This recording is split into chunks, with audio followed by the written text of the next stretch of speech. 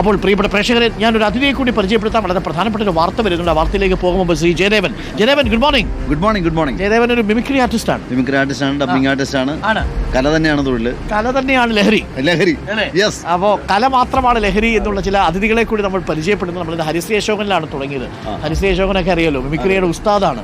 അപ്പോൾ ഹരിശ്രീ അശോകൻ പറഞ്ഞ കാര്യങ്ങളും വളരെ പ്രധാനപ്പെട്ടതാണ്. ആരുടെയൊക്കെ ശബ്ദങ്ങൾ എടുക്കാറ്? ശബ്ദാനുകരണം ദാസേട്ടനിൽ തുടങ്ങി. നമ്മുടെ മമ്മൂട്ടി, ലാലേട്ടൻ, ശ്രീനേട്ടന് ഞാൻ കുറുക്കൻ സിനിമയിൽ ഞാനായിരുന്നു ഡബ് ചെയ്തത്. അദ്ദേഹത്തിന് ഇപ്പോൾ ശബ്ദം വയ്യാത്തൊരവസ്ഥ ആയത് വന്നപ്പോൾ കുറുക്കൻ സിനിമയിൽ ത്രൂ ആയിട്ട് ശ്രീനേട്ടൻ്റെ ശബ്ദം ഒന്ന് എടുത്താലോ? നമുക്കിപ്പോൾ ഒന്ന് എടുത്തു വരാം, ഓരോന്നോരോന്നായിട്ട്. അപ്പോൾ നമുക്ക് ശ്രീനിവാസനിൽ തുടങ്ങാം. ഈ ക്യാമ്പസുകളിൽ മാത്രമല്ല, ഇപ്പോൾ യുവാക്കളുടെ വളരെയധികം പ്രാധാന്യത്തോടു കൂടി വരുന്ന ലഹരിയാണ്. ഇപ്പോൾ സിനിമയെക്കുറിച്ചാണല്ലോ പലരും ചർച്ച ചെയ്യാറുള്ളത്. സിനിമ ലഹരിയെക്കുറിച്ചുള്ള പല സിനിമകളും നിർത്തണം എന്ന് പറയുന്നുണ്ട്.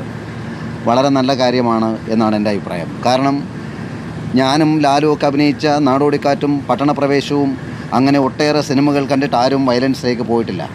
നമ്മൾ മനസ്സിലാക്കേണ്ട കാര്യം, ഇത്തരത്തിലുള്ള മെസ്സേജുകളല്ല സിനിമയിൽ കൊടുക്കേണ്ടത് എന്നാണ് എൻ്റെ അഭിപ്രായം. അത് നല്ല നല്ല ആശയങ്ങളും നല്ല നല്ല ചിന്തകളും നല്ല നല്ല രീതിയിലുള്ള സിനിമകളാണ് മലയാള സിനിമയ്ക്കും ഇന്ത്യൻ സിനിമയ്ക്കും ആവശ്യം, അല്ലാതെ തലതല്ലിപ്പൊളിക്കലല്ല എന്നാണ് എൻ്റെ അഭിപ്രായം. അടിപൊളി, പൊളിച്ചു അല്ലേ?